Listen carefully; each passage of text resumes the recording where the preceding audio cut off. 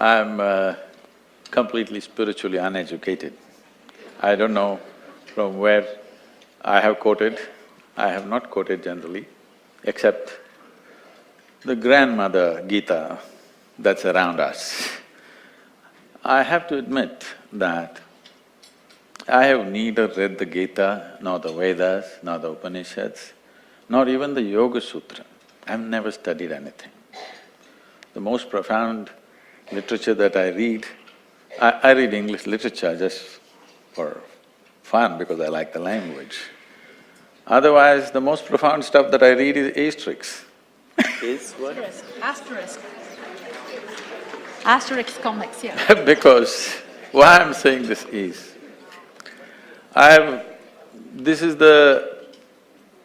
this is what it is. For example, a modern scientist is trying to deduce, mathematically deduce the reality. Everything has to fit in to his math, and he will deduct everything and say the entire universe is one. But it's not in his experience. A religious person will say, God is everywhere, so everything is one. But it's not yet in his experience, he believes. One is making deductions, another is believing. A yogi is a hard nut who doesn't believe anything, who doesn't want to deduce anything. Unless it becomes real within him, it's not real for him. So, because of this approach, I never found the need to read anything spiritual. If I read something, it may be a news magazine or literature or something else, but never anything spiritual, because I never wanted to clutter my own clarity with anything outside. And the only thing, the only and only thing I know is, I know this piece of life from its origin to its ultimate, and that's all. Because you know this piece of life, by inference, you seem to know everything else. Today there is a certain theory coming out which is called as the constructional theory.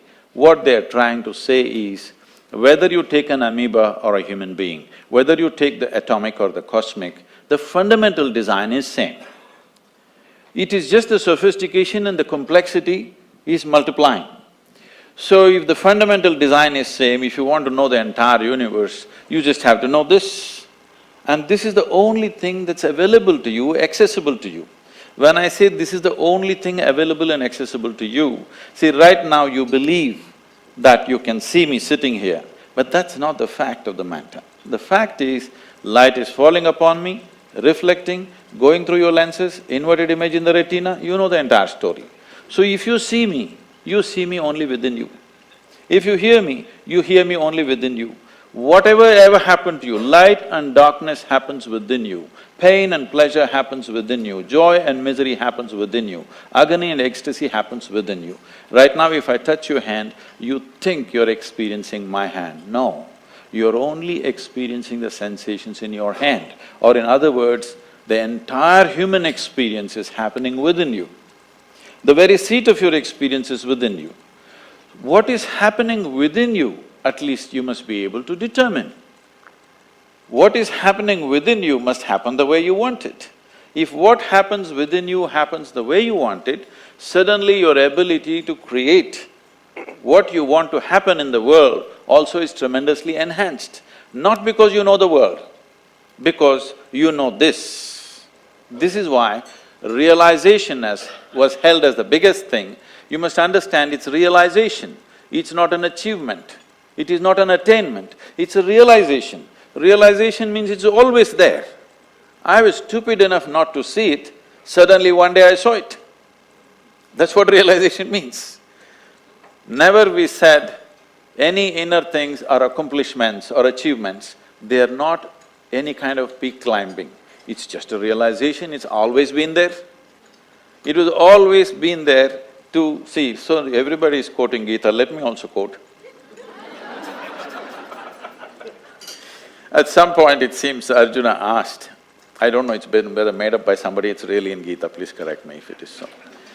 It seems Arjuna asked that, where is this truth that you're talking about? This intangible, unperceivable truth, where is it? It seems Krishna laughed and said, it's at the tip of your nose.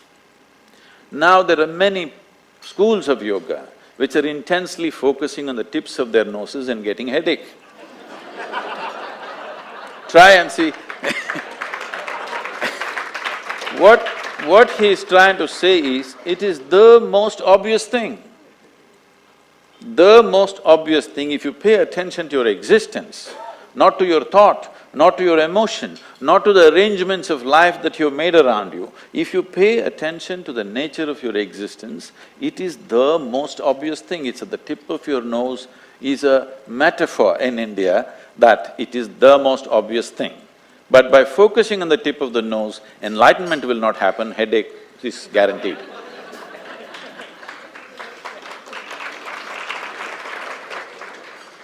So picking up on Sadhguru's point, Dr. Chopra, so what is scientific inquiry in this, with this construct? Which is, hey, it's realization, it is a knowing. And what… Sadhguru is questions. one of the few lucky ones. I've known two other people who said what he said, and thank God I never read anything. One was Maharishi Mahesh Yogi. He used to always say, thank God I never read anything because it would have cluttered my mind. And the other was Krishnamurti. He would say the same thing, that the more you read, the more you clutter your mind.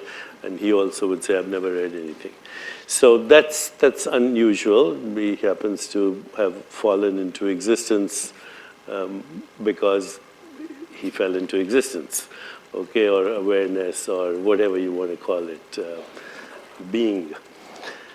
I was not, I struggled, okay. I read all the scientific literature, medical literature, psychology, Jungian psychology. I read the Bhagavad Gita, every single translation. I read Rig Veda, I read Yoga Vasishtha, I read Kashmir Shaivism, Vedanta, all of that. No, you shouldn't, your mind will get cluttered. So at this stage in my life, I also want to know what they said in the past. Yeah, well, they said what you're saying. I mean, they said exactly what you're saying. But for me, as a person who had been trained to look at things scientifically, it was both a struggle and a need, because reality is not a map, and yet science gives us maps. The Yoga Vasishtha gives us a map, Patanjali gives us a map, the Bhagavad Gita gives us a map. Some of us need maps. Okay, if I'm going from here to Boston and you give me a map, a road map, or a contour map, or a sea map, or an air map, and I take the road map and I get to Rhode Island and it works. Now I get this. I think the reason why I didn't read the maps is, I met someone who was a GPS.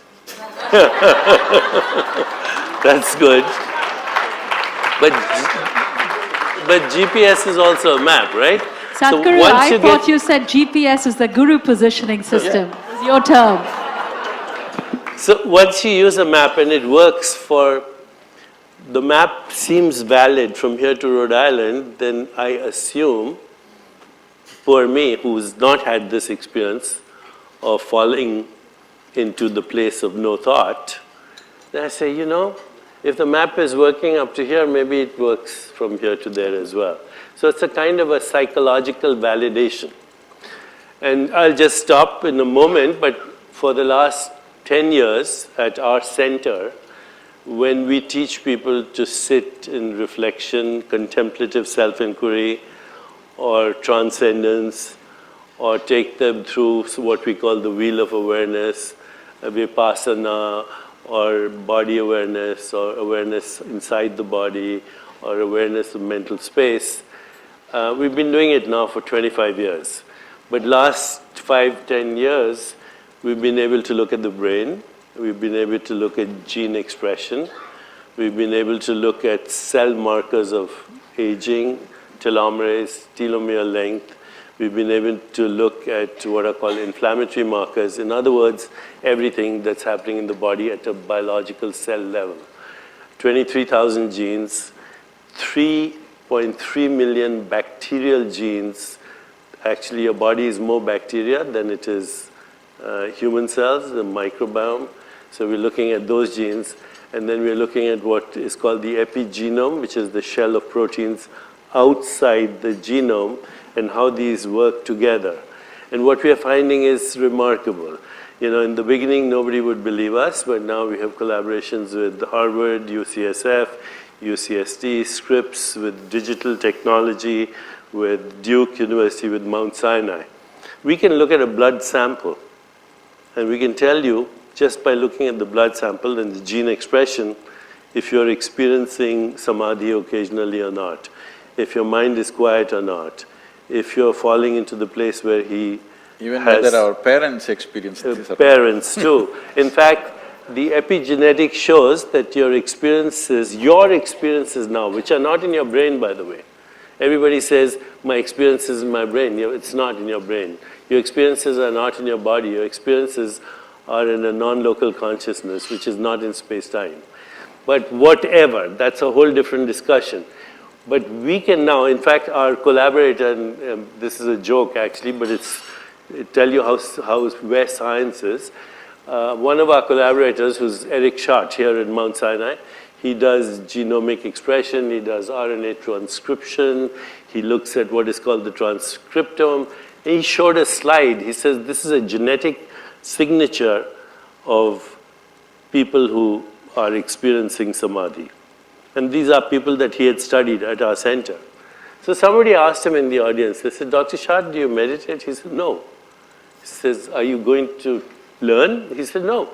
He said, but you just showed us the signature, the genetic signature of somebody who does. He says, yeah, but I'll figure out how to make a drug out of this. So what Deepak is saying is, if your children are brats, it's you. Yes, it is you.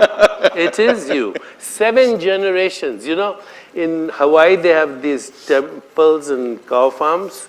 If a cow has been zapped electrically, the next generation of cows will not go to the fence. They already know it's electrical and they might get shocked. Okay? Then the following generation. Now, people have done experiments right here where you take mice and you have them smell wintergreen, which is a very pleasant smell. Then they get mild electrical shocks. The next 7 generations of mice will be scared by smelling wintergreen. So, this is the first window that's opening into what we call sanskaras or vasanas. You know, you have 2 identical twins and they have the same genome. In fact, exactly the same genome. But they're not the same people, right? They have different, mother will tell you that they have different personalities. Where is the seat of this personality? Where is it coming from? This is why science opens the window to what people already knew, actually, in our tradition.